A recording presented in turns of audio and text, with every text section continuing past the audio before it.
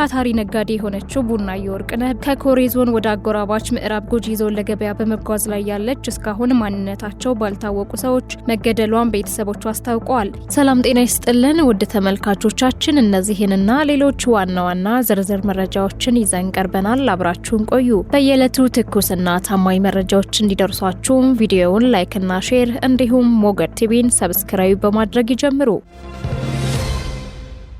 በደቡብ ኢትዮጵያ ክልል ኮሬ ዞን ኬሌ ከተማ መቅሬዴ ቀበሌ ነዋሪና የቀድሞ የእግር ኳስና ቦክስ ስፖርቶች በክልል ደረጃ ተወዳዳሪ የነበረችው አሁን ላይ ደግሞ ታታሪ ነጋዴ የሆነችው ቡናዮ ወርቅነህ ከኮሬ ዞን ወደ አጎራባች ምዕራብ ጉጂ ዞን ለገበያ በመጓዝ ላይ ያለች እስካሁን ማንነታቸው ባልታወቁ ሰዎች መገደሏን ቤተሰቦቿ አስታውቀዋል። የቡናዮ ወላጅ አባት አቶ ብርቅነህ ባሩድና ታላቅ ወንድሟ መምህር አዳና ብርቅነህ ቡናዮ ገና የ29 ዓመት ወጣት መሆኗን የቀድሞውን የደቡብ ክልልን በመወከል የቦክስና እግር ኳስ ተወዳዳሪ የነበረች ስፖርተኛ እንደነበረች ገልጸዋል። ከጥቂት ዓመታት ወዲህ የቀንድ ከብት እንዲሁም የሸቀጣ ሸቀጥ ነጋዴ በመሆን እየሰራች እንደነበርም ጠቁመው ከምዕራብ ጉጂ ዞን ጋላና ሻሞሌ ሺዳ ቀበሌ ወደሚገኘው ፋታ ገበያ በመጓዝ ላይ ያለች በጥይት ተመታ መገደሏንና በሬና ፍየሎቿን ለመግዛት የያዘችው ከ600 ሺህ ብር በላይ እንዲሁም የእጅ ስልኳ መዘረፉን ተናግረዋል። ቡናዬ የ4 ዓመት ልጅ እናት እንደነበረች የገለጹ ቤተሰቦቿ ሴት ልጅ በዚህ ሁኔታ ስትገደል ይህ የመጀመሪያው መሆኑንና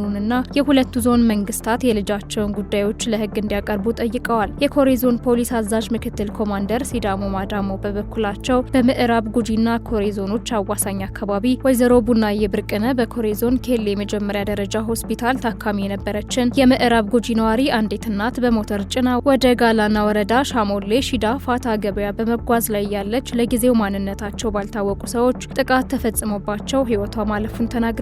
የገላና ወረዳ ፖሊስ አስከሬኑን ለኮሬ ዞን ማስረከቡን ገልጸው አብራት የነበረችው ግለሰብ ተርፋ ወደ ቤተሰቦቿ መወሰዷ እንደተነገራቸው ገልጸዋል። በአካባቢው የሚንቀሳቀስና ራሱን ሸኔ ብሎ የሚጠራው ታጣቂ ኃይል ቢኖርም የገዳዮችን ትክክለኛ ማንነት ለመለየት ግን የሁለቱ መዋቅር ፖሊስ በትብብር እያካሄደ ያለው ምርመራ መጠበቅ ያስፈልጋል ብለዋል።